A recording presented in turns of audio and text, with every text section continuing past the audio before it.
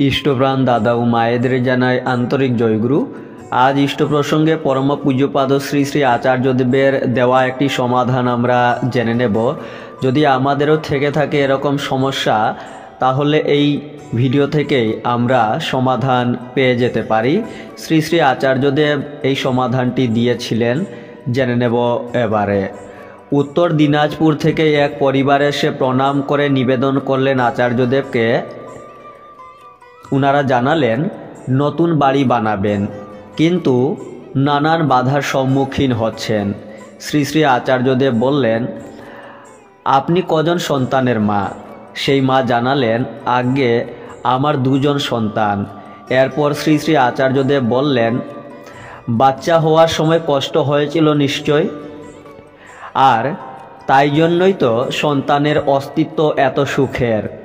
তাহলে এইবারও তেমন বাধা হবে, কষ্ট হবে, কিন্তু লেগে থাকতে হবে, সব হয়ে যাবে।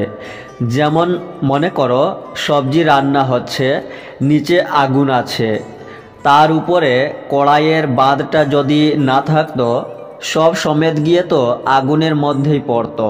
কড়াইয়ের বাধা আছে বলে রান্নাটা হচ্ছে। তেমন বাধা নিয়েই তো আমরা এগিয়ে চলছি। যাও, যা করলে বাধা দূর হবে সেটা করো, এটাও হয়ে যাবে। এ মাসের অর্থাৎ মাঘ মাসের আলোচনা পত্রিকায় এই তথ্যগুলি প্রকাশিত হয়েছিল। জয় গুরু।